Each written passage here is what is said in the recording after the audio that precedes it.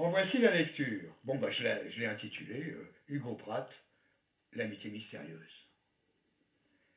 Dans quel ordre faut-il le dire? J'étais son ami, ou était-il le mien? Ou le contraire, ou les deux d'un coup? La réponse n'est pas là. Elle est dans notre vie dite quotidienne, même si nos éloignements permanents l'un de l'autre étaient plus nombreux que nos rapprochements complices d'amitié serrée.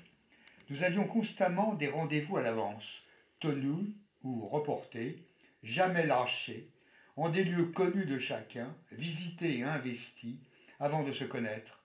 Étranges façons étaient les nôtres, au prix d'une joie permanente qui, aujourd'hui encore, me parvient par son rire, telle une symphonie à jamais inachevée. On s'aimait à la virile, faut-il le dire par les temps qui courent, en insistant sur le fait que ni lui ni moi n'étions à 10 siècles près, et encore. S'il n'y aura jamais de fin, il y a un début. Le voici.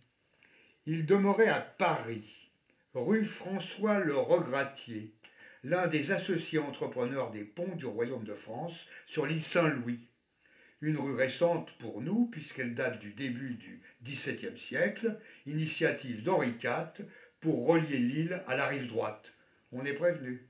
C'est la première pichenette au siècle des siècles qui nous servait d'horloge privée et surtout d'itinéraire pour nos baguenaud d'en commun et nos conversations de promenade parisienne ou encore très lointaines ailleurs. Quelques évocations suivront. Or donc, me voici en train de frapper à la porte de cet endroit où il habitait, comme dans un bateau à quai.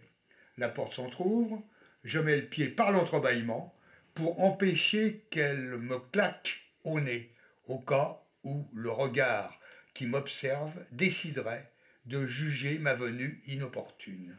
J'ai le temps de voir la couleur des yeux de Pratt lui-même, à n'en pas douter.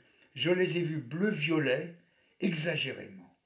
Pour moi, ils seront toujours de cette couleur à mes propres yeux. La porte s'ouvre en grand, un beau sourire m'accueille, salutation accentuée. Hugo sort 2 bols de petit déjeuner et les remplit de whisky. À l'époque, je n'en buvais pas. Je bois, après que nous ayons trinqué, bol entrechoqué.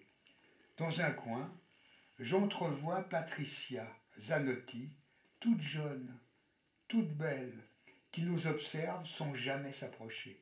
C'était un dimanche à 17 heures. 15 ans plus tard, il mourra un dimanche à la même heure. Je venais de trinquer à la santé des plus belles années de ma vie. Alors ça, c'est le début et la fin de mon article que je prépare, que je vais terminer tout à l'heure, parce que je fais toujours ça. J'écris toujours et le début et la fin. Et puis après, je remplis le contenu de l'article au centre, enfin si on peut dire le centre, au milieu. Et si on peut encore le dire au milieu.